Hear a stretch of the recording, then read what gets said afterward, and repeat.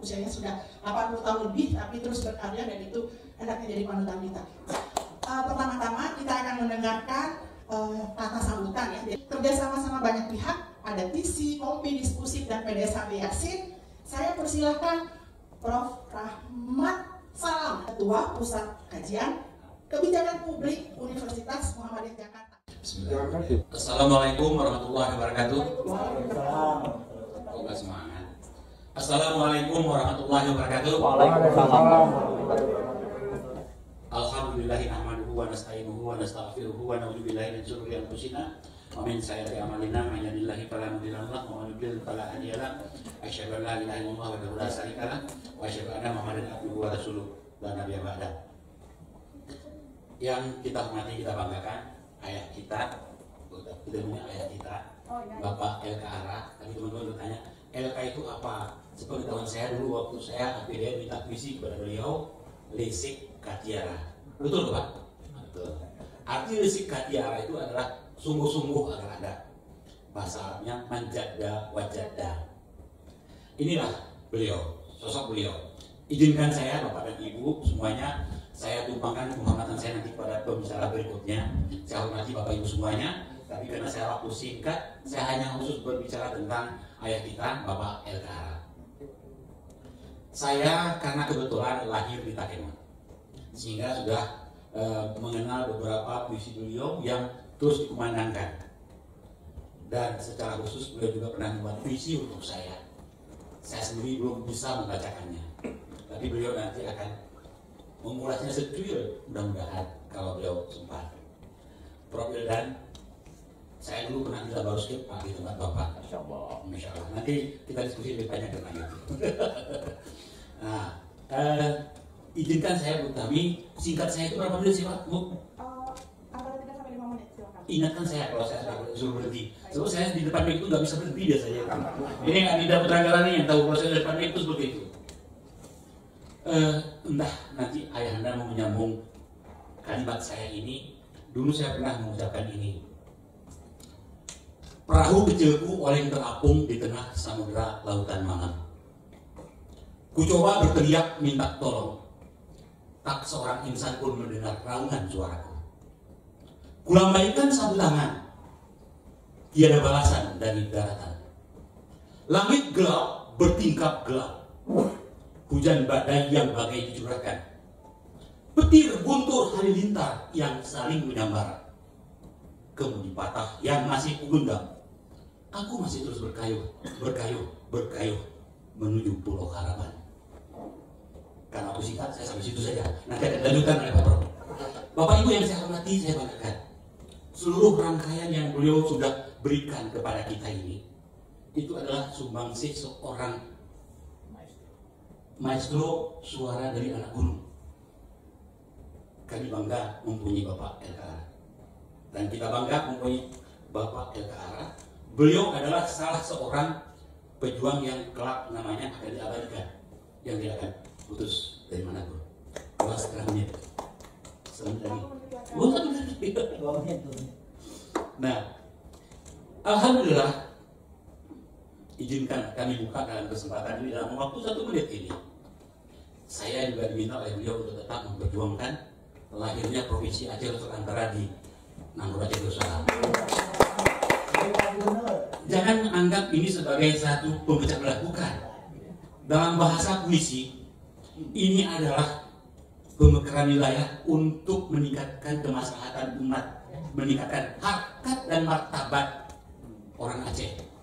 Andai kata ada Wali Nanggroe di sini, saya ingin berkata, kalaulah Wali Nanggroe itu raja, sendirian raja, lalu ada satu provinsi di bawah, nggak elok itu. Kalau Wali Nanggroe itu raja, mestinya ada 3 atau 4 provinsi di bawahnya. Sama kayak ini Prof. Wildan ke teman-teman di sana. Ada Nanggroe Aceh Darussalam, ada Aceh Nusantara, ada Aceh Barat Selatan. Aduh, tapi kalau saya udah mulai ini, 2 jam nggak akan berhenti nih. Demikian sambutan saya, terima kasih. Kita semangati ayah kita. Mudah-mudahan ini akan berlanjut terus. Wabillahi taufiq wal hidayah. Wassalamualaikum warahmatullahi wabarakatuh.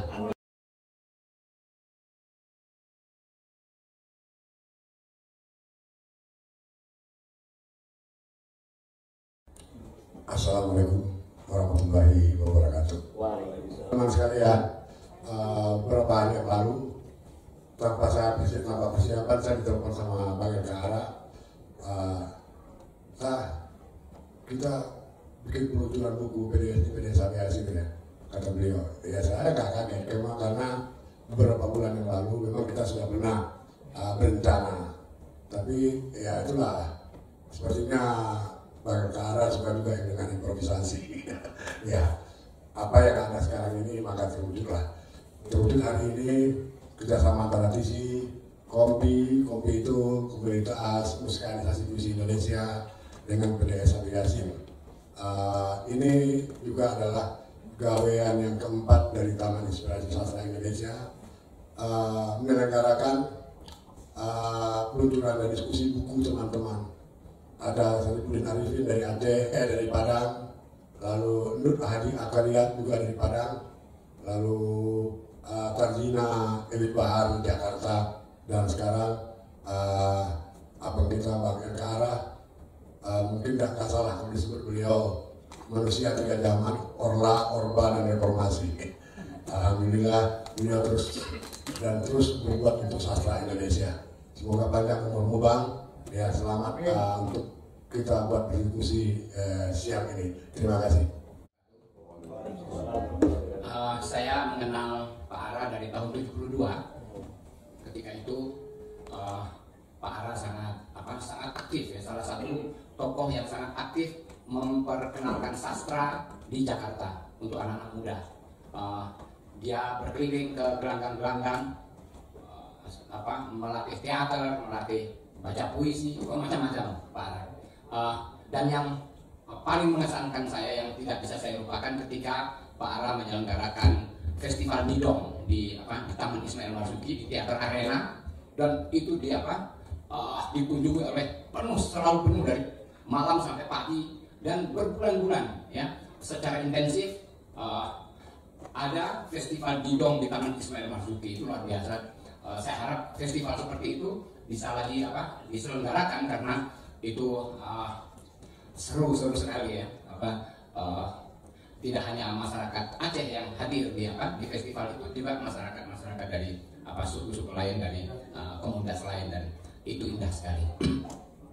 Baik, saya akan membacakan satu puisi dari Pak Elkara. Judulnya Tanpa Judul. Burung tempua hinggap di dahan rapuh patah di kala senja. Kau tinggalkan luka dan kenangan yang tak sembuh walau ku terima. Embun pagi jatuh di dahan, membasuh hati yang lama perih. Rindu ini tak tahu tujuan, kau menghilang dalam sunyi yang bersih. Jalan sepi tak berlampu, langkah sendiri tiada teman. Hatiku kosong tanpa kamu, hari berlalu penuh tekanan. Laut ditikam, laut tenang ditikam badai, sampan hanyut entah kemana. Kau pergi tanpa pamit baik, tinggal hatiku yang menderita. Bunga melati putih berseri, dipetik orang tanpa pesan. Cinta hilang dalam sunyi, tinggal air mata jadi pelan-pelan. Mentari redup di balik awan, cahaya hilang di telan malam. Kau berlalu tanpa jawaban, tinggal luka yang dalam diam. Awan hitam datang menggulung, petir menyambar bukit kelabu. Hatiku retak bukan kepalang, sejak kau pergi tanpa ragu. Lukisan lama tergantung lesu, warna pudar dimakan waktu. Begitu juga cintaku dulu, kini hilang tak tahu arahmu. Batu berendam di dasar kali, air mengalir membawa rindu. Namamu terpatri dalam hati, walau tak bisa kumiliki dirimu. Burung gagak bernyanyi parau, mengantar malam dengan kelam. Hatiku kini tinggal bayang, tak bisa kembali meski ku dalam-dalam.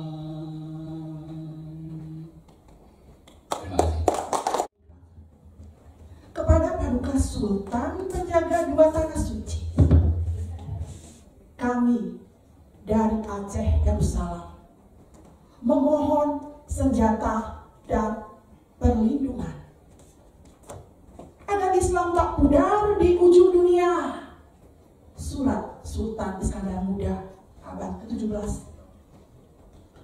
Dan kini berabad setelah tinta itu mengering, kami datang menyaksikan selembar harap yang pernah dikirim. Dalam debur ombak dan lindang mata, sebagai bukti cinta dan keberanian, tak pernah hilang dari peta sejarah umat. Itulah Aceh, termasuk Aceh Gayo. Kita berikan waktu kita selama sekitar 2 jam kepada Bang Fikar sebagai moderator. Sebuah buku yang ditulis oleh penyair maestro sastra kita, Bapak LK Ara, yang tahun ini berusia 88 tahun, Pak. 88 tahun. Ya. Beliau ini adalah generasi, tadi sudah disebutkan, generasi 3 generasi, orde lama, orde baru, orde reformasi, dan mungkin orde tak jelas di setelah ini. Ya. Nah, tapi ya, dan beliau sudah mencatatkan semuanya dalam buku ini. Jadi buku ini buku ini hebat sekali saya kira.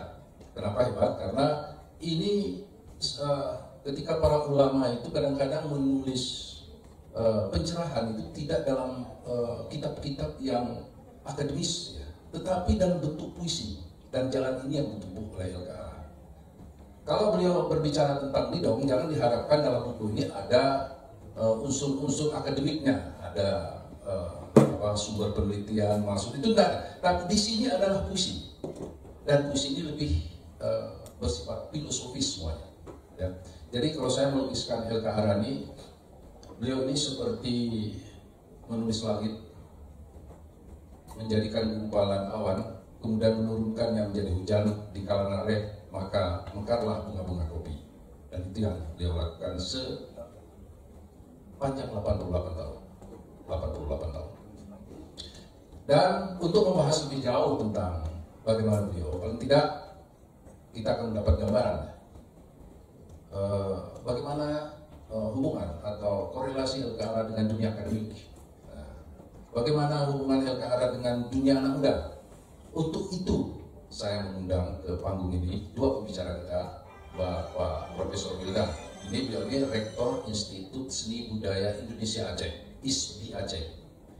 Anak muda kita yang akan memandang LKA dari sisi generasi milenialis, generasi muda Gayo, generasi pendidikan muda yang ada di Jakarta, dan bagaimana pandangannya tentang sosok LKA. Ini kita undang adinda kita Rahmat Miko. Rahmat Miko ini adalah salah seorang pemain didom dari Sanggar Pegayo Jakarta. Jadi yang menggelar setelah tadi tahun 73 menyelenggarakan kegiatan didom di Taman Ismail Marzuki, dan ini adalah generasi berikutnya, Mas Yos. Nah, jadi mudah-mudahan didom itu akan ada terus di komplek Taman Ismail Marzuki seperti hari ini lah.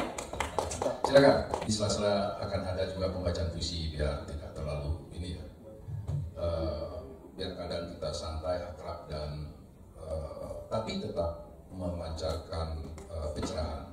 Ya, nanti akan ada pembaca puisi dari ini saya khusus undang Bang Lele Putra. Tapi nanti Pak, beliau ini dari pengurus Taman Iskandar Muda bidang seni dan budaya. Kami sama-sama di Taman Iskandar Muda. Nah, nanti Putra Gara juga aja siap-siap aja baca puisi. Walaupun tidak ada dalam list undangan, nanti saya panggil, siap-siap panggil. Saya bilang ini. Tetapi yang hadir ini orang-orang yang berkualitas semua. Berkualitas semua. Yang hadir ini adalah ada dari saya lihat Pak Endo Etnomuslik Kolok. Ya juga memberi pengantar di buku ini, Pak Endo Suwanda. Ya, terima kasih Pak.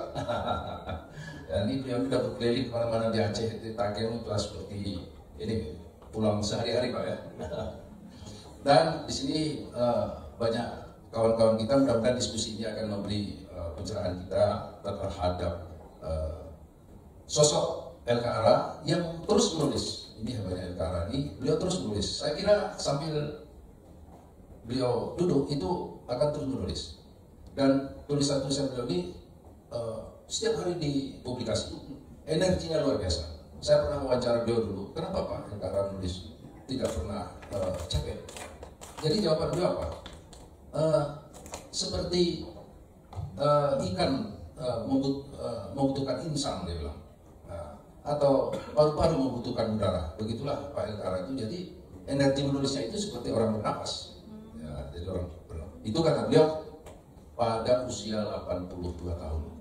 Ketika itu kami berbincang di salah satu kafe di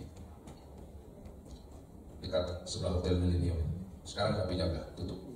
Baik, kesempatan pertama saya akan berikan kepada Pak Profesor Wildan menyampaikan pandangannya dari sisi akademik tentang sosok LKARA, karena beliau ini juga memberi kata pengantar di buku ini. Salah satu ada beberapa saya baca, ada beberapa poin penting di kata pengantar beliau ini, bahwa LKARA ini penting dari sisi akademik juga. Apa pentingnya? Paling tidak bagi ISBI lah. Apa pentingnya LKARA bagi ISBI sehingga Profesor Wildan selaku rektor membubuhkan kata pengantar di buku ini. Itu aja anunya. Kira-kira ruang bahasannya. Apa pentingnya LKARA ini? Gitu kira-kira. Jadi waktu untuk Pak Profesor sekitar 10 menit ya. 10 menit. Kemudian nanti dilanjutkan ke Rahmat Miko. Apa pentingnya LKARA dari sisi anak muda? Jadi pertanyaan ini, apa pentingnya? Kenapa LKARA penting dari sisi anak muda? Nanti itu akan disampaikan menurut pengalaman beliau sendiri. Tidak perlu mewakili perasaan orang lain. Jadi kita hadir di sini tidak usah mewakili siapa-siapa, kita mewakili diri kita. Ya, itu lebih fair. Ya. Terima kasih dan silakan saya kira Profesor Wildan menyampaikan pemikiran-pemikiran dan pandangan. Waktu dan tempat untuk Anda. Assalamualaikum warahmatullahi wabarakatuh. Waalaikumsalam. Hamdan wa syukranillah. Salatan wa salamun ala Rasulillah wa ala alihi wa sahbihi wa man. Dan jemu-jemu mari kita sama-sama menyampaikan rasa syukur kita, rasa puji kita kepada Tuhan Yang Maha Esa, Allah Subhanahu wa taala. Nah, kita rencanakan dari jauh-jauh hari kita bisa bertemu di sini hari. Banyak yang enggak saya kenal, sedikit yang saya kenal yang hadir di sini. Mari pula kita menyampaikan rasa rindu kita pada tokoh literasi dunia, Rasul kita Muhammad SAW, karena beliaulah LKARA ini masih terus bisa menulis. Mungkin juga kita dan seterusnya. Izin takzim saya yang pertama menyampaikan salam hormat buat Bung Fiat yang menjadi moderator pada hari ini. Ini yang baru saya kenal, Adinda Miko Bekayon, praktisi gayo. Saya penyinta gayo.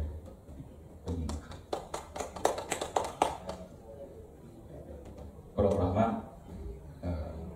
Panjita sekampung ya, bilang terus. Salam takzim. Tadi acara kita diawali oleh yang berkenal juga hari ini, Sewadi Utami Dewi. Kalau kenal mana Mbak Dewinya? Mbak Dewi, Mbak Utami, Mbak Sewadi.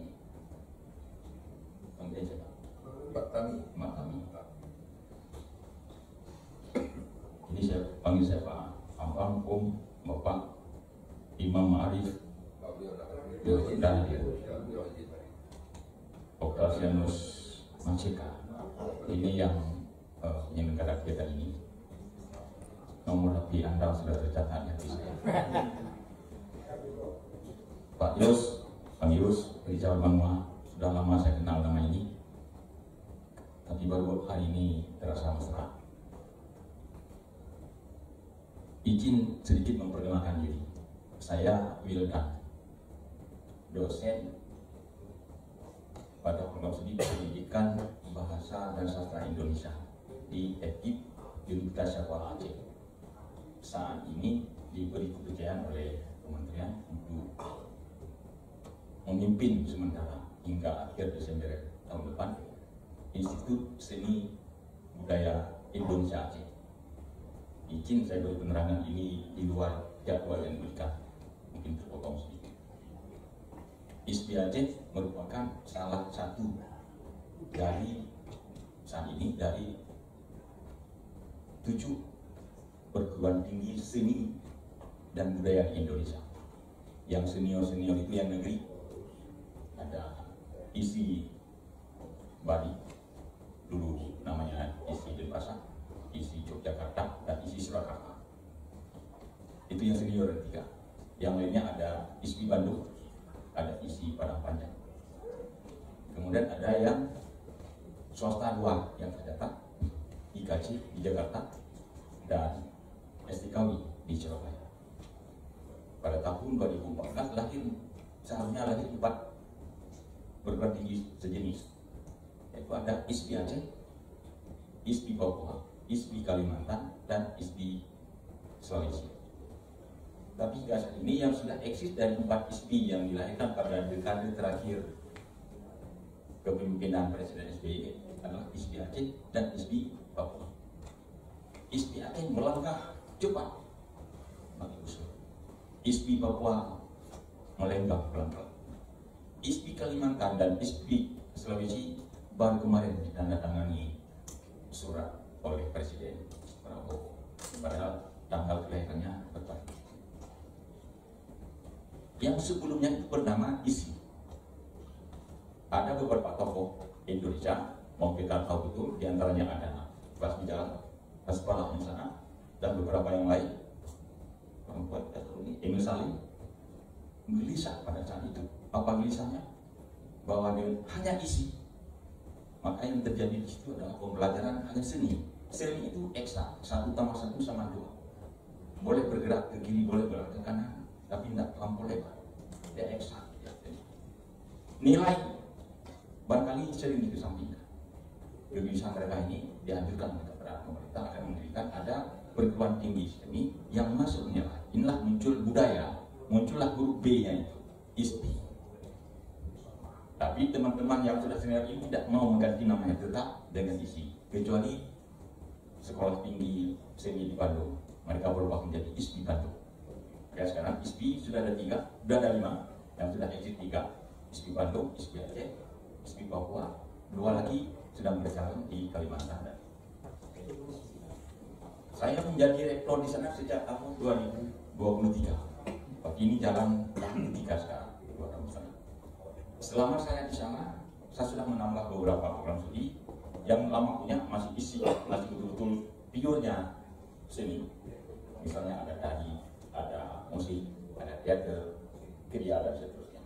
Selama saya di sana, saya sudah tambah yang sangat monumental untuk Aceh. Salah satunya adalah bahasa Aceh, linguistiknya, bukan pendidikan bahasa, tapi memang betul bahasa Aceh yang nanti anak-anak kita akan belajar seluruh bahasa yang ada di Aceh.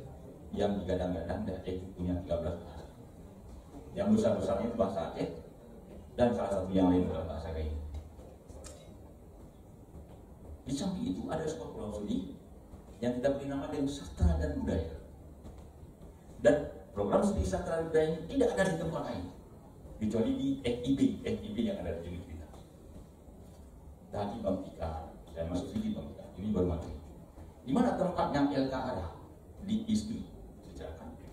Beliaulah pemasuk materi bahan yang mendasar untuk anak-anak kami belajar di sana, untuk generasi muda Indonesia belajar tentang sastra.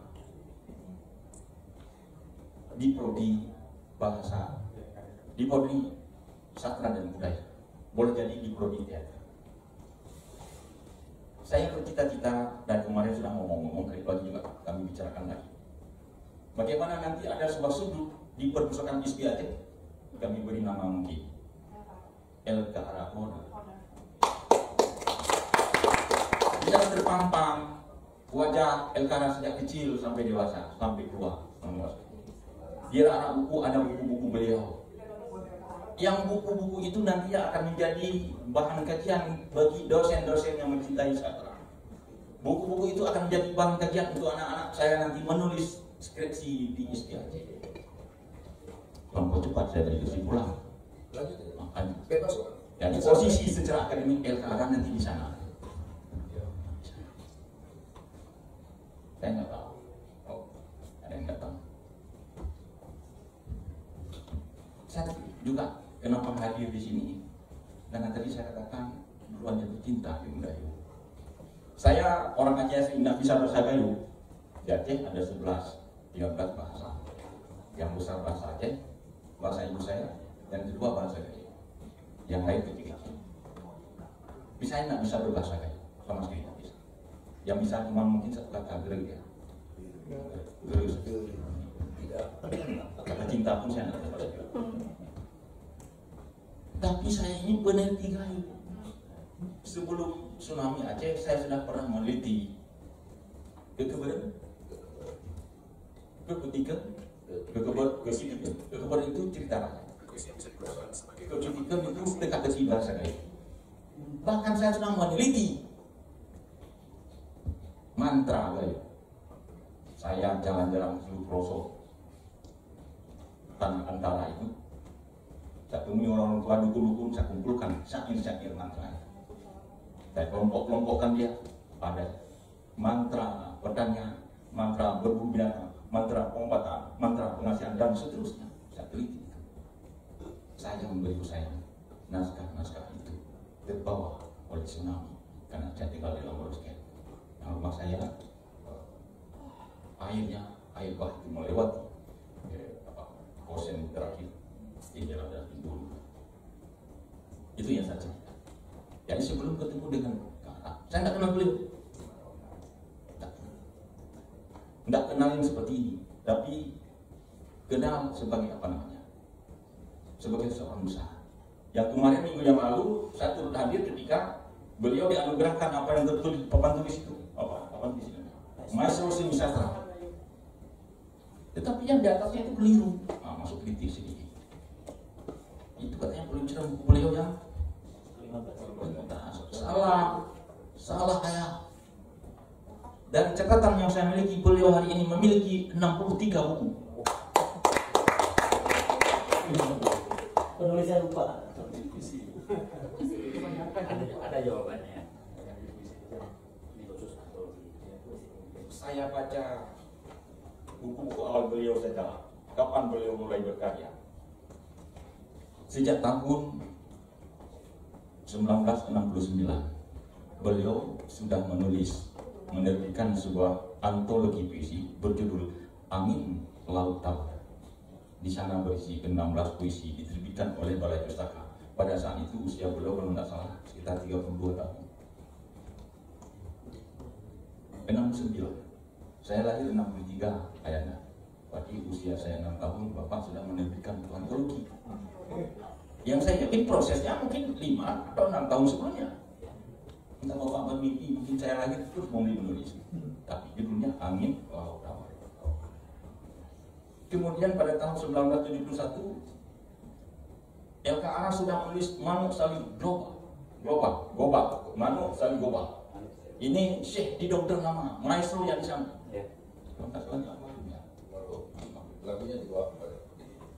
Yang mau saya katakan apa? Judul buku pada hari ini tidak keliru. Kenapa? Sejak tahun 71 beliau sudah mengumpulkan syair-syair hidung. Kemudian beliau juga menulis. Yang lucunya tadi pagi saya kok bisa menulis syair hidung. Bapak akan cakap, saya pulang ke sana, saya rekam itu syair masih pakai recorder yang kecil. Beliau rekam, mengetik stensilan, kemudian beliau terbitkan buku ini. Kemudian pada tahun berikutnya beliau menulis puisi bahasa Gayo. Kalau tadi merekam, menulis ulang, ini sekarang menulis puisi bahasa Gayo. Judulnya Juni. Juni ini artinya ayunan. Dudadi bahasa Aceh. dan seterusnya. LKA ini kalau di sini disebut sebagai maestro seni budaya. Sekarang biar lebih teratur saya bercerita. Saya buka saja kata pengantar di sini yang pernah kami edit bersama di bagian yang saya tulis pada halaman 15 Permohonan. Pada paragraf kedua saya menulis, saya menyambut dengan rasa syukur dan kebanggaan atas hadirnya buku Didong dan Tari Guel dari Gayo Aceh. Ini juga satu titik sedikit di luar ditulis Tari Guel dari Gayo Aceh, tapi di dalam pada halaman pengantar ditulis hanya dari Aceh saja, tidak ada Gayo. Mungkin ini redaksionalnya perlu, ini musafah nih. Entah siapa itu. LK Harap seorang penyair, betul adanya Anda salah. Baik penyair Indonesia, penyair Gayo, budayawan, budayawan. Berhubungan dengan Didong, berhubungan tadi dengan apa namanya? Gul ya, Gul, bukan gue ya.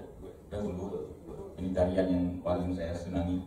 Saya kalau anak Prof, kalau saya jalan ke dataran tinggi itu ada anak-anak setingkat SMP yang menari dengan tari penyambutan gaya gole itu, saya nggak bisa tahan turun bersama mereka. Saya suka sekali.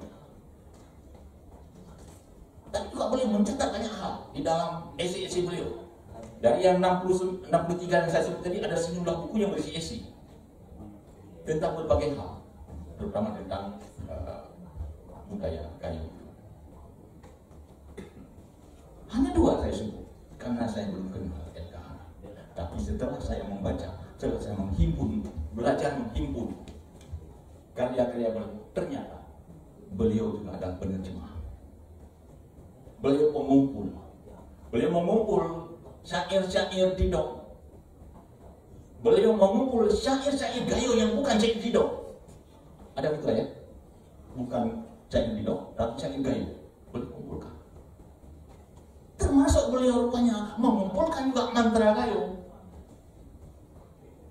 Saya tahu dari judul-judul buku itu. Yang hebatnya lagi apa? Yang tidak dimiliki oleh orang lain. Beliau ini translator, penerjemah. Beliau mengumpulkan cerita-cerita rakyat Gayo, menerjemahkan ke dalam bahasa Indonesia. Bahkan menerbitkan menjadi 2 bahasa. Menerbitkan, mengumpulkan syair-syair Didong, syair-syair Gayo, menerjemahkan ke dalam bahasa Indonesia. Penerjemah dulu. Karena beliau mengumpulkan, beliau adalah peneliti, researcher. Udah hebat kali ini kawan saya Rika. Dia yang bisa menulis puisi, baca puisi, menyanyi sedikit. Beliau ayanda kita ini berbagai level. Tidak salah levelnya maestro. Dan tidak salah pula, saya umumkan hari ini, Wildan yang anak Aceh ini mulai sangat jatuh cinta dalam tokoh ini dan bercita-cita kalau boleh tahun ini menyelesaikan buku biografi. Wow. Cita-citanya bisa diterbitkan Desember. Kalaupun tidak bisa diterbitkan Desember, kita terbitkan mungkin diskusi awal dulu ini. Nanti tahun depan kita terbitkan. 2 tahun lagi kita terbitkan yang lebih sempurna. Kalau boleh, Anda izinkan saya menulis tentang Anda itu dalam 2 buku. Dan itu bisa untuk memperpanjang gelar profesor saya. Tuntutan akademik, akademik. Yang pertama buku biografi. Yang kedua, saya akan menulis kupasan, bahasa, kritika untuk semua buku-buku yang Anda miliki. Minimal yang sudah ada. Tapi sayangnya, para seniman yang berbahagia yang saya cintai, sayangnya, cita-cita mulia ini kadang-kadang terhambat oleh langkah kita yang kadang tertatih. Apa yang mau saya katakan? Seniman, sastrawan, penyair memproduksi karya-karyanya, tapi karya-karya itu tidak ada di saya, tidak ada di masyarakat, tidak dipelajari oleh anak-anak, tidak ada di perguruan tinggi. Ini yang saya sedihkan. Hari ini kita terbitkan, luncurkan hari ini di Universitas Sekolah. Saya yakin 100% tidak ada bunyi. Di ISPI saya ini, ISPI udah ada ya, karena kemarin dikirim beberapa misi ya. Dan saya rektornya, karena saya mau beli pengantar. Tapi itu paling tidak ada. puisi-puisi kita, puisi-puisi banyak yang hebat nasional, tidak ada di perguruan tinggi, tidak ada di masyarakat. Ini pentingnya perguruan tinggi seni dan budaya di Indonesia yang selama ini memang sering dipandang sebelah. Saya sudah sangat nyaman sebagai rektor, sebagai seorang profesor di Universitas yang nyaman sekali, tapi mengubahkan diri. Kalau Bapak tahu, Bapak Ibu tahu, ISPAC itu berdiri di Kota Jatok, itu jaraknya sekitar 50 km dari Banda Aceh, dan itu di hutan belantara. Kita punya lokasi itu 30 hektar, baru ada satu gedung di dalamnya. Dipandang sebelah mata oleh banyak orang, termasuklah oleh petinggi di negeri ini. Saya harus setiap saat di Jakarta, hari ini saya ke sini harus lobby. Semestinya itu nggak usah lobby, karena ini milik pemerintah. Kayaknya saya minta gedung, minta ini, minta itu. Jadi dengannya suatu ketika nanti kalau saya menulis dan rencana berikutnya, kalau jadi bulan berapa tadi? Desember, kita luncurkan buku biografi, sekaligus kita buat seumpama ini ada pembacaan puisi, tapi di Aceh tempatnya. Kalau boleh di ISPI, biar para penyanyi kami semuanya, budayawan yang ada pada sore hari ini, kami undang di sana.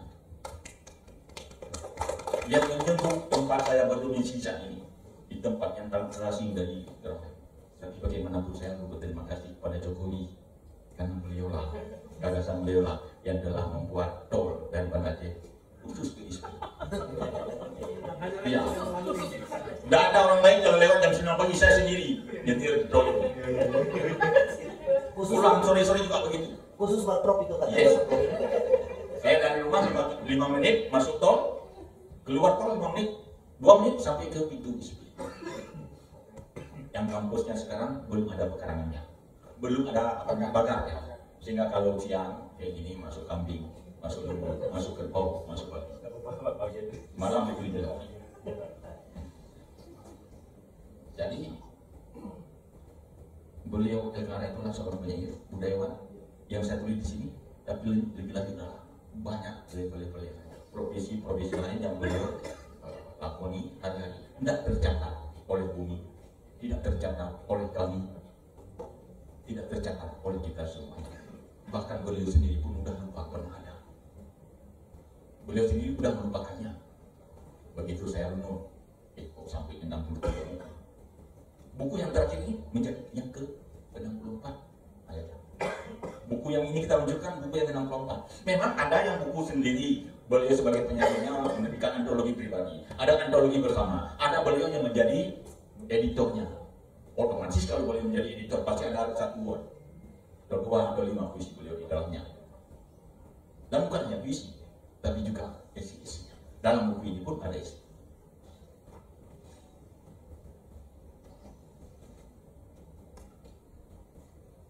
Saya ingin segera berhenti, berapa menit?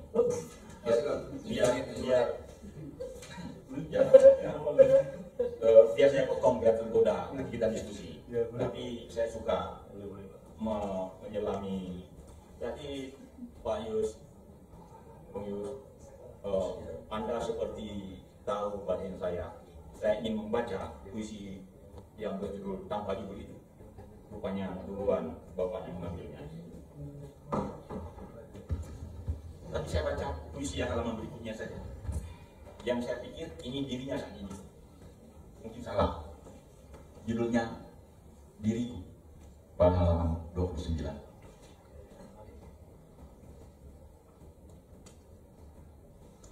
Kau foto wajahku seperti menangkap bayang pohon buah di tepi senja.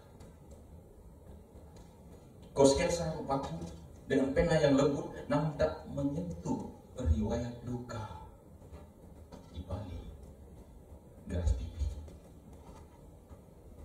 Bisakah senyummu membuka pintu hatiku? Ketika membaca puisi ini, saya teringat gaya Kerlan dan menulis. Sungguh saya teringat dengan puisi akunya dan sejenisnya. Saya melihat semakin senja usianya, semakin banyak ungkapan-ungkapan yang baru yang tak saya temukan dalam puisi-puisi yang lain. saya mengajarkan puisi untuk anak-anak di Indonesia. Saya mengajarkan sastra novel terutama. Tidak saya temukan menangkap banyak pohon tua. Ada beberapa ungkapan yang lain tadi di dalam puisi Taufan itu juga sangat membara. Oleh karenanya apa yang disematkan kita sematkan. Memang ada beberapa ungkapan dalam puisi yang menurut saya pada tempat penempatan kata itu saya anggap redaksional, terutama untuk puisi-puisi yang disebut nanti dengan Kurindang 12. Ada beberapa yang bercacakannya karena puisi lama harus bersajak pas, kemudian puisi pantun juga ada beberapa yang rampas. Saya anggap itu sebagai redaksionalnya yang keliru pilihan kata ketika mengertinya. Barangkali demikian dulu sementara. Terima kasih. Mencita-citakan satu menulis biografi tentang Pak LKR, yang kedua menyediakan ruangan perpustakaan khusus untuk LKR, untuk dokumentasi LKR, dan ini akan saya kira nilainya penting tuh. Dan ya terima kasih ISMI sudah menyediakan ruangan itu, yang mudah-mudahan nanti waktu peluncurannya Desember ya, insya Allah semua kita bisa hadir di sana. Naik pesawat di sana ya? Ya pesawat. Apa pentingnya LKR di mata anak muda seperti beliau ini?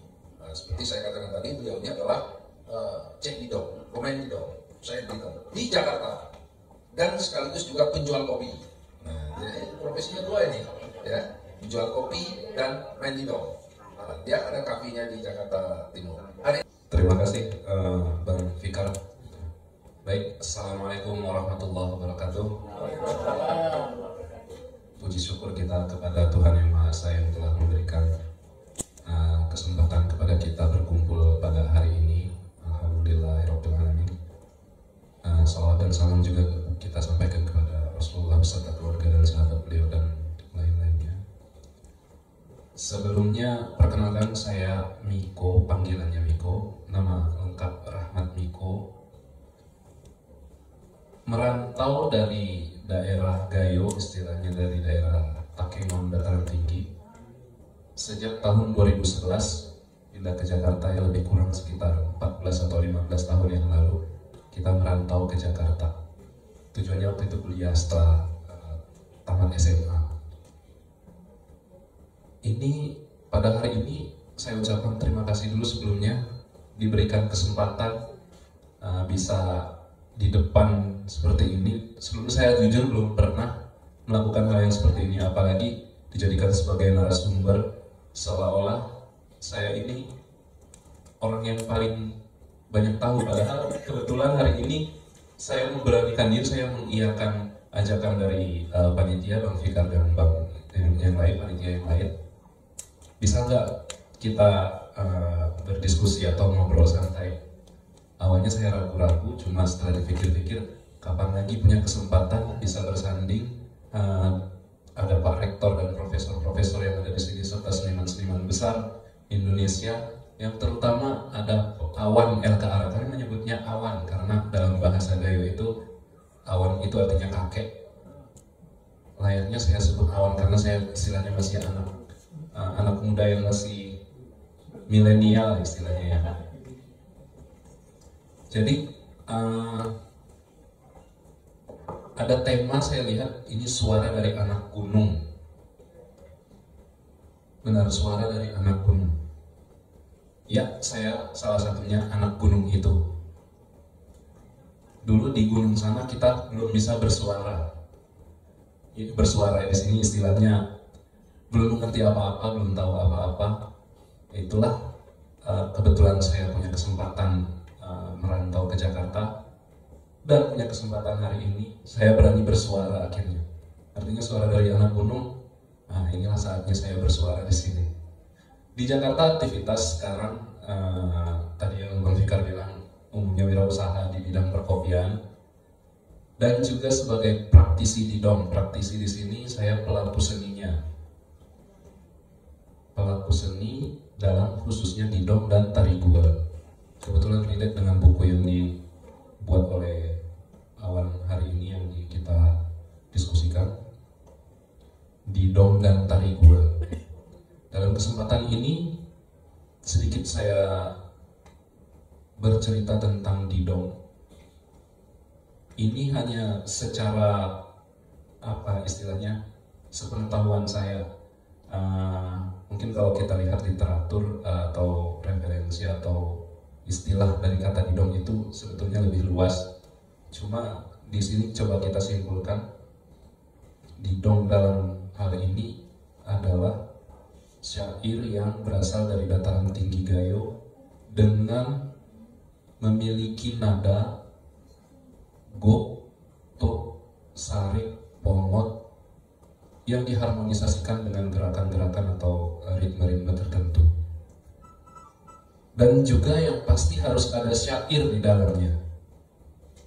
Syair di sini bisa dikatakan seperti puisi, tapi dalam bentuk berbahasa Gayo, tapi dengan nada khusus dimainkan yang sepertinya daerah lain susah untuk meniru nada itu.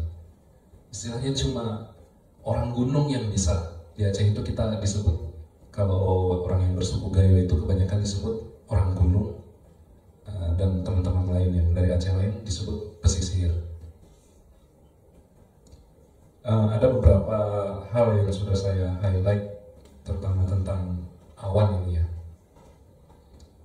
Nama lengkap awan, seperti Pak Prof bilang tadi, namanya lisik katiara. Secara bahasa, lisik ini gesit ya Pak ya, istilahnya bisa dibilang gesit, lincah, supaya kita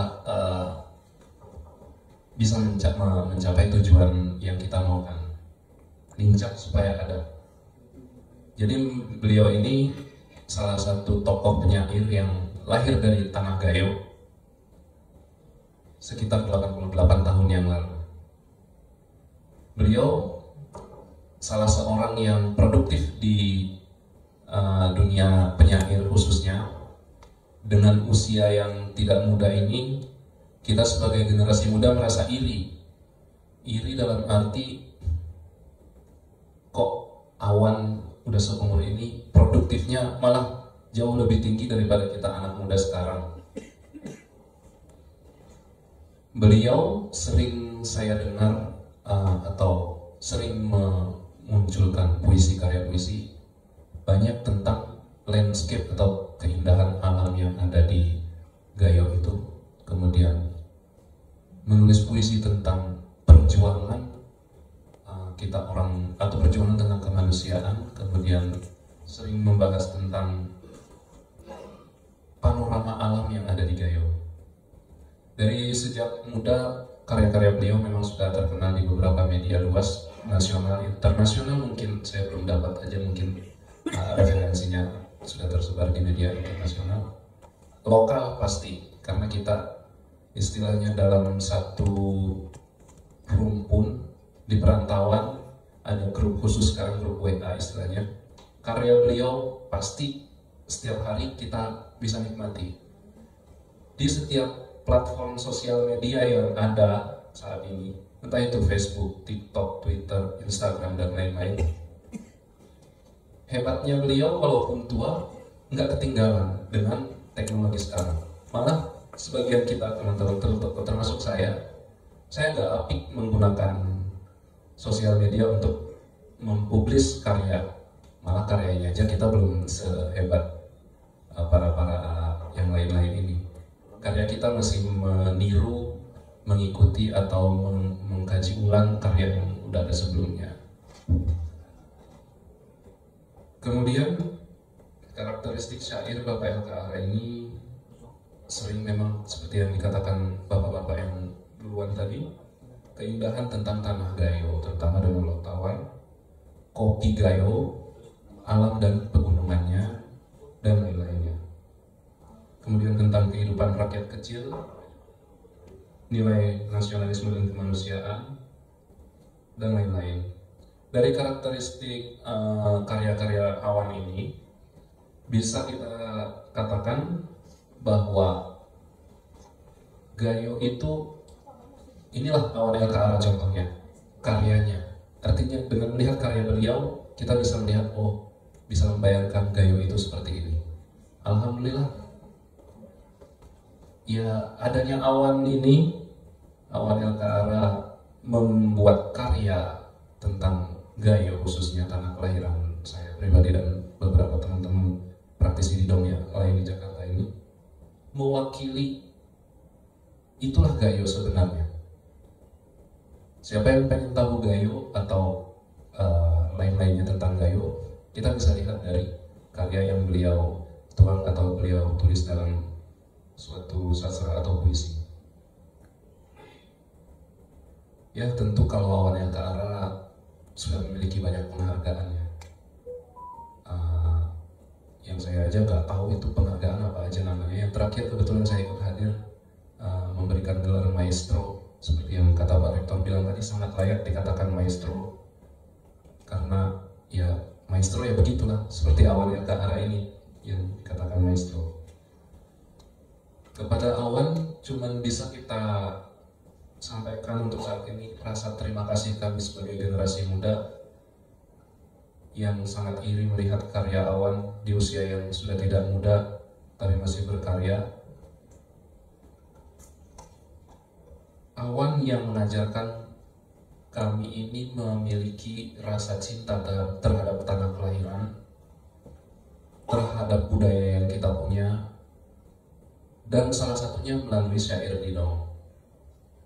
Dengan didong, salah satu budaya yang ada di daerah Aceh, kita mencoba untuk melestarikannya, dan alhamdulillahnya kita sudah berada di pusat Indonesia, artinya di ibu kota Indonesia, di kota Jakarta. Saya kira di sini kalau kita menampilkan suatu karya atau penampilan didong untuk menguatkan identitas budaya Gayo itu di Jakarta, inilah tempatnya. Ya, ada awalnya kita berkumpul beberapa tahun yang lalu, sering berdidong, entah itu di lapangan terbuka, di taman, di rumah, di acara-acara orang. Muncullah sosok Abang Fikar ini, alhamdulillah waktu itu kita lagi ngumpul. Kalian gimana ini? Punya bisa berdidong, bisa berkesenian, tapi apa nama kalian ini? Kita masih bingung mau ngajak namanya apa, mau ngasih panggung atau tempat untuk berkreasi. Apa ini kalian namanya? Akhirnya beliau menyarankan ke kita, cobalah kalian buatkan suatu wadah agar apapun nanti lebih gampang untuk menjalaninya, karena kalian sudah akan mempunyai identitas atau wadah tertentu untuk melakukan sesuatu ini. Jadi makalah muncul waktu itu, kita diskusi dengan beberapa teman-teman, muncul nama Pegayon. Kalau secara singkatan bisa kita sebut Pemuda Gayo Perantauan, atau secara harfiah ada beberapa teman yang meneliti bahwa itu artinya tempat berkumpulnya makhluk hidup di daerah yang sangat humidity-nya baik untuk menjalani kehidupan. Sekarang menurut saya tantangan yang ada di saya pribadi selaku praktisi dan juga teman-teman anak generasi muda sekarang, ada beberapa tantangan. Minimnya regenerasi. Contoh seperti Awan LKARA ini, beliau dengan umur segini, saya kira di bawahnya ya mungkin Bang Fikar lah yang dari Gayo khususnya yang bisa melanjutkan tentang sastra puisi yang dibawakan seperti Awan LKARA. Yang kemudian ada tantangannya pengaruh budaya luar. Jadi kita di waktu melaksanakan didong atau latihan atau mengkonsep suatu didong itu sangat sulit untuk kembali ke patron atau apa yang sebaiknya ada atau apa yang sebaiknya tidak ada dalam didong itu. Malah kita terlalu terkontaminasi dari budaya luar. Ya namanya generasi muda mungkin dengernya yang kekinian.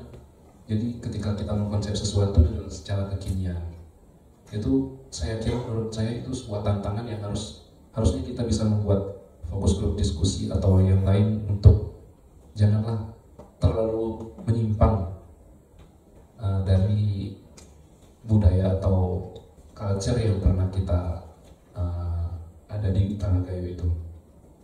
Kemudian cara melestarikan syair Didong ini yang beberapa hal, bisa kita adakan festival Didong seperti tadi Bang Yos bilang, tim Awan pernah bikin festival. Ya nextnya nanti mungkin kita inisiasi lah, ada Bang Fikar dan ada Bapak Profesor Ahmad Salam dan yang lain-lain orang-orang kita Gayo bisa menggagas itu sepertinya. Kemudian dokumentasi, alhamdulillah beberapa tahun kebelakangan untuk dokumentasi sudah tidak terlalu sulit. Untuk referensi kita udah banyak di media-media dari YouTube dan lain sebagainya. Kemudian ada pendidikan lokal, saya pikir seperti yang Pak Rektor bilang, kesenian ISBI di Aceh itu penting sekali untuk harus diadakan. Kalau dari sisi saya di bidang Didong khususnya, untuk diadakan kurikulum khusus, entah itu ekstrakurikuler atau mata pelajaran khusus, bisa dilaksanakan di sekolah-sekolah, entah dari SD, SMP atau SMA.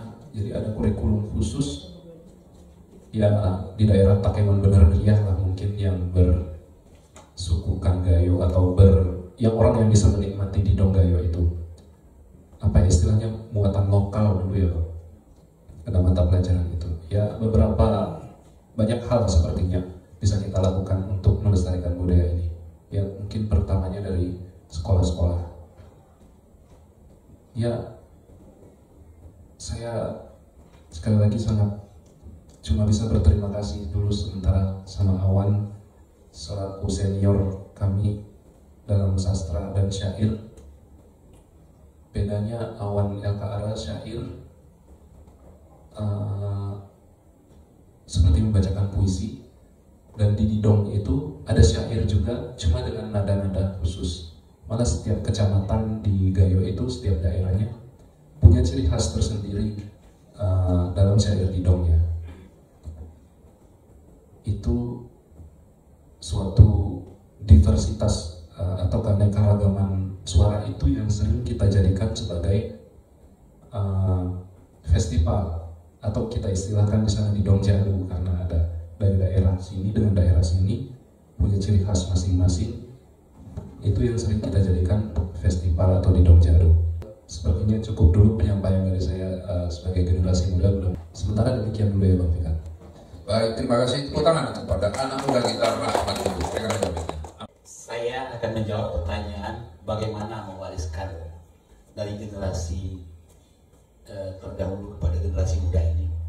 Pak Prof. Wildan tadi sudah menyampaikan kalau di Gayo itu seniman itu seperti tidak ada anak biologis, yang ada anak ideologis, dan dia itu turun begitu saja. Ketika ada Adinda Rahmat Niko datang ke Jakarta, nawaitunya untuk sekolah, tapi karena melihat kegundahan seniman yang kurang dan sebagainya, dia membentuk kelompok Pegayon ini bersama dengan teman-temannya, dan ini sudah begitu viralnya sekarang. Terima kasih Adinda, ini sudah mengangkat harkat dan martabat seni Gayo yang hampir punah. Izinkan saya mengatakan hampir punah, kalaulah Adinda Pikarweda nggak ada lagi. Nggak ada penduduk seperti Adinda Pikarweda yang siap bertanding dengan secara lapangan. Jadi pewarisan ini harus muncul dengan sendirinya lewat puisi esai yang diketok bulangkan oleh maestro kita Pak LKR ini. Beliau inilah penyemangat. Maka khawatir betul kami, khawatir betul Indonesia jika seorang maestro seperti Pak LKR tidak ada penerusnya. Entah kemana kita mengadu lagi. Buku ini bukan sekedar buku untuk Didong dan Tanggul. Di dalamnya bahkan ada nasihat, bahkan ada kritik yang sangat begitu pedas, bahkan surat menghibah kepada Pak Presiden Prabowo. Sesuatu yang luar biasa. Saya izin bacakan satu tentang itu. Izin ayah. Surat Loser untuk Presiden Prabowo. Ini mudah-mudahan didengar oleh Pak Prabowo.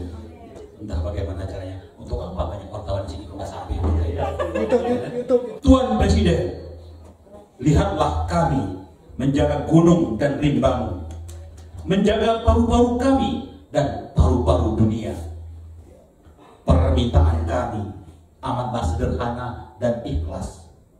Biarkan kami hidup bersama hutan, dan kami akan mengurus diri kami sendiri di bawah bimbinganmu. Gunung yang menjadi rumah. Di barisan pegunungan Bukit Barisan ada nyawa yang tak terdaftar dalam sensus.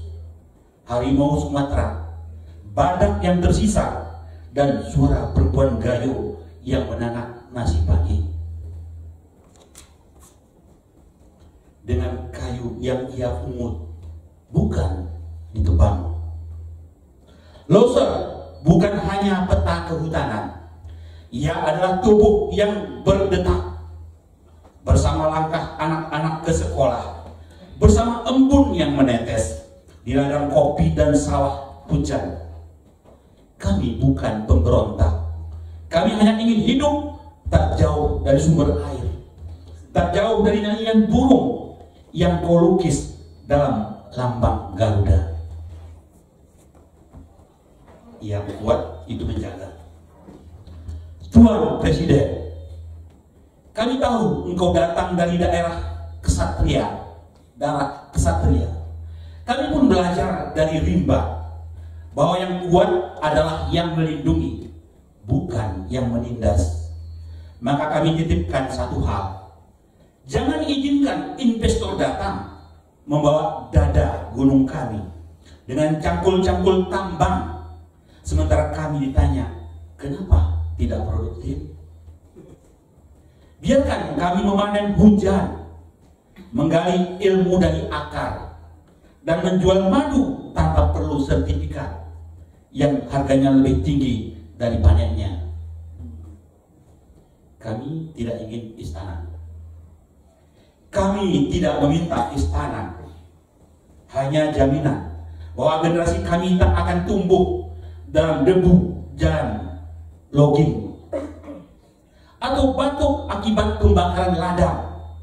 Kami ingin mendaki Loser bukan sebagai pendaki, tapi sebagai anak yang pulang ke tubuh ibunya yang masih hidup. Tuan Presiden, jika kau ingin dikenang bukan hanya sebagai pemimpin, tapi sebagai penjaga kehidupan, maka jagalah hutan kami. Karena di semua tanda tangan di dunia, tak ada yang lebih mulia dari keputusan untuk membiarkan Loser tetap bernapas. Rakyat yang diberi ruang. Ini surat dari kami yang tak punya kuasa, kecuali keyakinan bahwa rakyat yang diberi ruang hidup akan jadi penjaga terbaik untuk negaranya sendiri. Kami siap mengurus diri sendiri dengan syarat jangan hancurkan rimba kami atas nama pembangunan. Karena di sini pembangunan sejati berarti membiarkan kehidupan tetap berjalan secara alami dengan bimbinganmu, bukan penggusuranmu. Tepuk tangannya mana? Ini harus saya bacakan satu lagi. Ini tapi belum dimuat di buku ini ya. Beliau menulis esai pada suatu subuh dini hari setelah saya tahajud. Saya baca kiriman beliau. Saya terduduk dengan air mata. Saya bacakan saat ini. Allah, suara yang tak boleh padam. Puisi esai. Ini yang diterbitkan itu belum punya ini. Ini baru lahir ini. Baru lahir ini dari beliau untuk saya bacakan.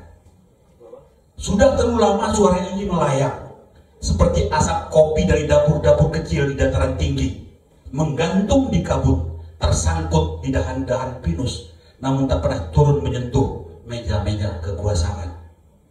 Allah, Aceh Loser Antara, bukan sekedar nama, bukan sekedar suara. Ia adalah desir angin dari lembah, adalah gebur sungai yang menampar batu, adalah bisik tanah yang lama merindukan tangan-tangan pembangunan. Allah bukan niat memisahkan diri dari Aceh, bukan kapak yang hendak membelah pohon, bukan pisau yang hendak memutus simpul. Allah justru akar yang mencari tanah subur, yang ingin menegakkan batang agar pohon ini Aceh berdiri lebih kokoh. Dari kebun kopi yang harum namun sepi, dari jalan tanah merah yang luka setiap hujan, dari sekolah-sekolah riuk yang menahan mata anak-anak, muncul satu doa, satu bara dalam dada. Biarkan kami mengurus diri kami sendiri. Biarkan kami menenun masa depan sesuai warna kami sendiri. Sudah banyak daerah di Indonesia yang seperti anak burung belajar mengepak sayap, diberi ruang, diberi angin, dan kini terbang. Mengapa Allah harus terus dari telur yang tak pernah menetas? Di balik nama Allah, ada wajah petani yang menatap langit retak. Ada suara guru yang pecah di ruang kelas reok. Ada langkah anak-anak kecil menyusuri kabut dengan sandal tipis. Mereka semua adalah sungai kecil yang ingin bermuara ke laut keadilan. Ini bukan sekedar urusan administratif. Ini urusan harga diri. Ini bukan tentang pecah belah, tapi tentang pohon yang bercabang agar ranting tak patah, agar daun bisa menyapa matahari. Hari ini, ketika suara-suara daerah lain sudah menjelma angin besar, mengapa suara Allah harus terus jadi bisik di telinga sendiri? Allah harus lahir, bukan esok, bukan nanti, sekarang. Karena setiap penundaan adalah memperpanjang tali simpul yang mencekik. Allah adalah suara yang tak boleh padam. Jika suara-suara kecil itu berkumpul, mereka menjadi badai, dan badai tak pernah bisa dibungkam. Saat esai ini dikirim oleh Ayahanda LK Ara, saya baru selesai tahajud dan saya baca berulang kali. Saya tidak sadar air mata saya menetes. Saya adalah orang paling keras, kata Dinda Pika. Ketika memimpin Musyawarah Gayo, saya tidak pernah menangis. Orang tua saya meninggal pun saya tidak menangis, menyusutkan air mata. Tapi entah kenapa ketika puisi esai ini sampai ke saya tunduk lemah menangis. Sekilas info bahwa Papua saat ini sudah mekar menjadi 6 provinsi. Aceh hanya 1 sejak dahulu karena kekeliruan kita menafsirkannya. Demikian, terima kasih. Assalamualaikum warahmatullahi wabarakatuh. Putusan hutan lestari konsesi yang dimiliki oleh perusahaan. Ya. Negara nggak boleh dimiliki. ya. Jadi 90.000 hektar, betul nggak Mbak? Yang didapat 20.000 hektar yang dikasih khusus untuk gajah. Ya. 20.000 untuk gajah. Ya, alhamdulillah. Jadi puisi ini dimensinya banyak. Salah satu soal itu tadi. Ya. Kemudian kepada Pak LK Ara, ini mungkin mic-nya silakan di. Assalamualaikum warahmatullahi wabarakatuh. Ada 2 hal yang ingin saya sampaikan. Pertama, Anda semua akan mendapat kesulitan. Anda semua akan mendapat kesulitan. Yang pertama, pertanyaan Anda tidak bisa saya tangkap secara bersih. Kemungkinan menjelaskannya nggak jelas juga. Yang kedua, kalimat yang saya keluarkan nggak pas lagi sekarang. Karena saya mati gigi, sehingga ada huruf-huruf yang hilang. Jadi hampir percuma saya menjawab pertanyaan Anda. Kecuali ya sekedar senyum-senyum kecil. Ya, dan apa senyum itu tidak penting. Sangat penting. Sangat penting. Kenapa penting? Ternyata persoalan kita dimulai dari senyum. Ya Allah. Aku tidak sangka buku yang ditulis kau baca, kau nikmati. Dia matahari buat diriku. Itu matahari. Engkau matahari. Engkau matahari.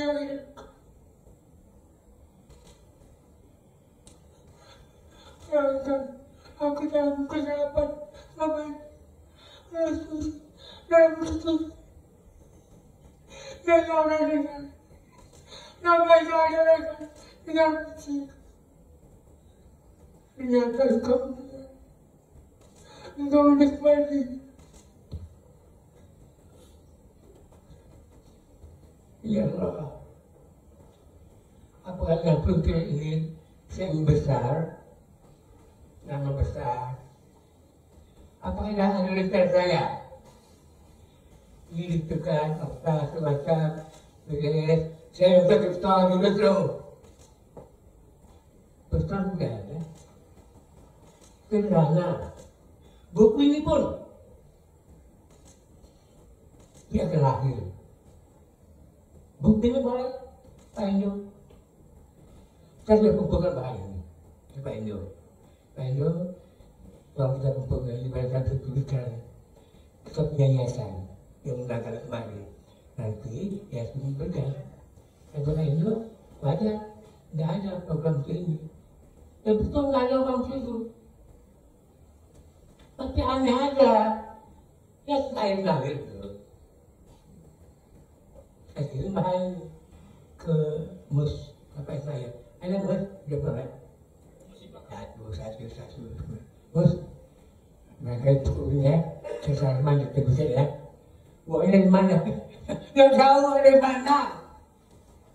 Itu satu air mandi. Ada penny. Nggak ada dana Indonesia ada pikiran ya ada ya kumpul ya kita bermanfaat mana kalau orang muka yang diparah kerja aja nih siapa bisa tolong ada cuma ngasih bagus ketika berkumpul ternyata nggak seraman hampir bersamaan yang saya ini kan jadi juga Pak ini ya. Nah itu depan bingung karena pesan kan kamu tuh minta pas mau pergi uang diperlukan saya bilang apa mas coba pegangnya siapa yang saya tahu ini karena siapa yang kalau di Bandar sendiri pegang Pak Beda. Ini fakta semua. Jadi kita sendiri, beliau kirim uang, 2 juta kemas. Oke, kalau udah dilihat, jangan mungkin yang dicetak 50 juta. Ya kan betul kan? Negaranya saya soal mana ada. Ya kalau besar kan ada yang besar kan. Bukan saya nggak berbesar. Kalau besar juga itu bukannya. Kalau saya dipuji-puji, kayak mas saya yang status tinggi sudah kan, nah saya bukan aneh. Guru saya lain, aneh, Pak Indo Pak Bapak Guru saya. Oh kenapa? Terang aja. Ketika saya menulis puisi, saya katakan untuk Dokter Indo, jangan pakai dokter Arab. Saya nggak suka. Itu pelajaran saya. Bahwa kita tidak perlu dikatakan. Tidak ada. Indo. Sebut saya nggak pernah begitu. Saya sebutkan langsung saja. Jangan pakai. Bukan saya. Bukan nggak perlu. Akan bisa perlu. Sebab itu perlu. Bukan nggak perlu. Ada orang yang itu. Tunggu. Selain saya, betul juga ada. Satu kebetulan saya bisa mungkin orang lain. Tapi saya ada. Metode ahli semacam itu. Saya baca caranya. Dan etik itu. Karena situasi sehari jadi makan. Latihannya. Yang etik. Saya tak kira kan. Kita kali kan. Saya nggak bisa pilih. Tidak itu. Itu nama ini. Tidak. Sebutkan nama ini. Wow. Jadi nggak ada rasa untuk ya sakit. Ada hal yang lain juga. Orang Gayo sering bilang, kan ada syair tadi, ada lagu. Kemudian kita menuntut, orang lain menuntut bahwa kata-kata itu harus dipahami oleh pendengar. Betul itu ya? Itu, memang kita melakukan itu. Tapi yang mengatakan dengan cara yang bagaimana? Saya katakan nggak perlu. Kakak nggak perlu gitu. Irama yang berdekah. Dia yang berikan bukan lawan dan bukan. Dia punya bagus yang jauh, angin yang jauh, lawan yang jauh. Mesti air yang dekat. Dia bisa itu. Kalau air enggak, dia mesti gaya soal dan sebagainya. Kan original. Nah ini memang diteruskan oleh penelitian masing-masing misalnya kita menjalani sesuatu, jadi nggak kosong-kosong terus apa dengan komentar Anda semuanya semester saya beruntung enggak? Profesor itu bertoles ku papan kolak berdawat pirak kukir sedenge hoa mau ama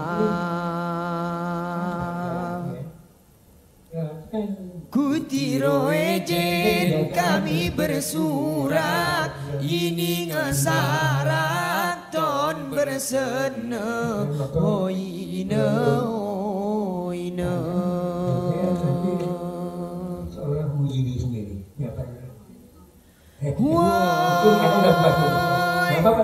KPBGO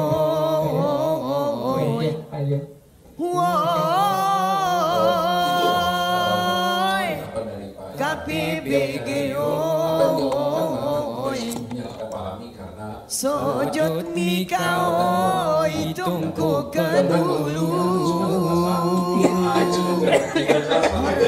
mungkin nama tertib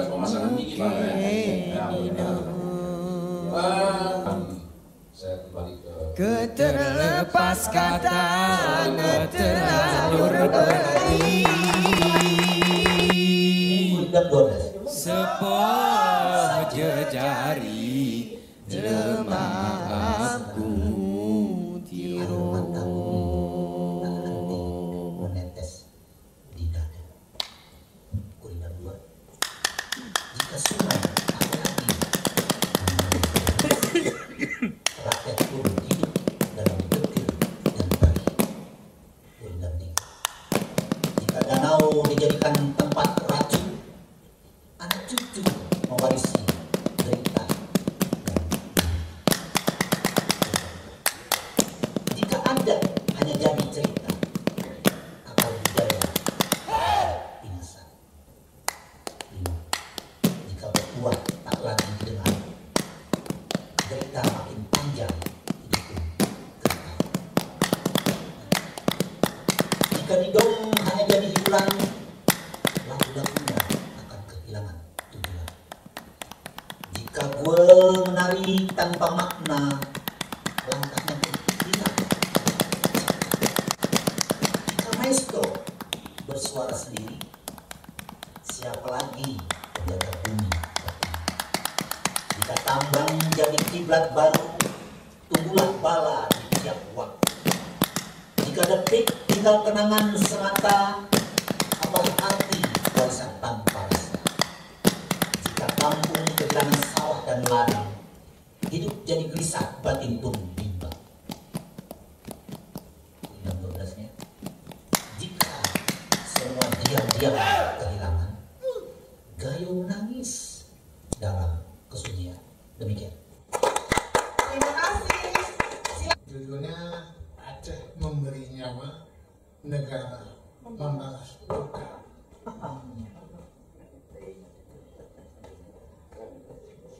Jakarta boleh menang di atas kertas, di ruang sidang, di meja perundingan, di pasal-pasal yang dingin dan sunyi.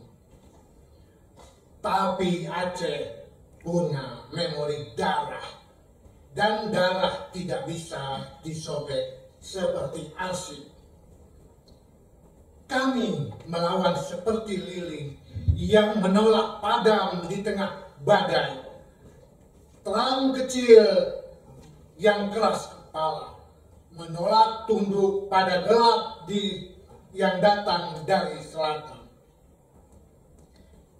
Ketika Republik masih melangkah, kami tidak sibuk soal kursi dan kabinet. Kami sibuk mengulurkan tangan dengan cemas, dengan senjata, dengan nyawa. Kami melawan seperti akal yang menolak dicabut. Meski tanah kami berdiri diguncang dari segala arah. Di Rimba Pidi, di Sunyi Aceh Tengah, Radio Rimba Raya menjadi bisikan kecil yang menyentak dunia. Kami melawan seperti radio tua di tengah hutan. Suaranya mungkin lemah, tapi mengguncang dunia bahwa Indonesia masih hidup. Terima kasih. Karena itu berhubungan dengan pertanyaan tadi kita semua, siapa guru pada negara? Ya. Dan ini juga yang menjawab sedikit tentang bagaimana bahwa kearifan asing itu ada yang mencerdaskan kita. Saya kira ini puisi ini memberi bayangan atau gambaran terhadap judulnya Menggambar dengan Mata Batin. Ada guru yang mengajarkan kita rumus dan definisi. Ada pula yang memberimu pena, lalu membiarkanmu mencari sendiri arah angin dan arti semesta. Gambar, maaf ini mata saya apa ya ini, Tomita ya. Guruku Tomita adalah yang kedua. Ia tak memintaku menyelesaikan gambar, tapi menyelami apa yang tersembunyi dalam pena, dalam garis. Baginya pena bukan alat menyelesaikan tugas, melainkan kunci semesta yang hanya membuka keindahan bila diiringi rasa, pengamatan, dan kesabaran. Dari sajak itulah aku tak lagi menggambar gunung. Aku menanam hutan di dalam kertas. Terima kasih. Aku datang dari rimba, wahai Sultan. Aku datang bukan dari ruang kelas sejarah. Aku datang dari hutan tanah gayo, dari embun di dalam kayu. Tapi aku tahu siapa Sultan Iskandar Muda, raja yang bersujud pada keadilan, bahkan ketika anak kandungnya sendiri harus dihukum mati. Ziarah ini bukan hanya perjalanan ke makam, melainkan perjalanan ke dalam nurani bangsa. Di hadapan nisan Sultan terbesar Aceh, aku bersajak dan bersaksi. Keadilan bukan warisan, ia harus diperjuangkan setiap generasi. Aku datang dari hutan rimba gayo, dari bisikan akar yang hafal nama para raja, bukan lewat buku sejarah, melainkan dari percik embun yang menggigil di daun kayu setiap fajar. Langkahku tiba di tanah pusara, tempatnya tak pernah padam meski tubuhmu telah jadi tanah Sultan Iskandar Muda. Aku tak mengenalmu dari budi upacara, tapi dari aliran sungai yang bersenandung, tentang raja yang tak suka rakyat kelaparan, tentang istana yang tak lebih tinggi dari keadilan. Engkau pernah membuat dunia menoleh, ketika kapal asing gentar memasuki selat, ketika Aceh menjadi tanah kekuatan dan ilmu, ketika tamu dari Persia dan Ottoman yang bukan untuk mengajar tetapi belajar dari tanah ini.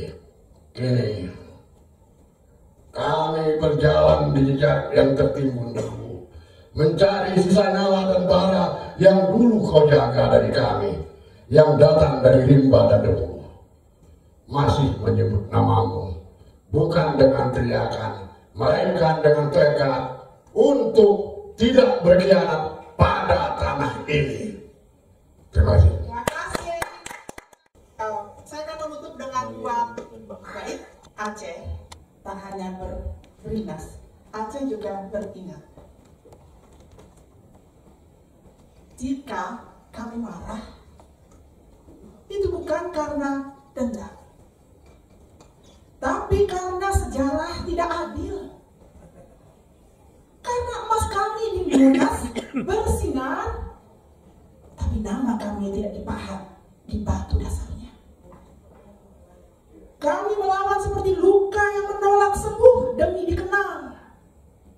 Karena yang dilupakan akan diulang. Kami tidak menuntut pamrih, tapi kami menolak dikubur diam-diam. Kami menolak dikubur diam-diam dalam narasi yang tak pernah kami tulis. Demikianlah seorang kakak-kakak, dia akan menulis narasi untuk dirinya sendiri dan untuk Gayo. Terima kasih kawan-kawan sekalian. Assalamualaikum warahmatullahi wabarakatuh. Terima kasih. Tano Gayo negeri antara ma oh yang nyata tembunin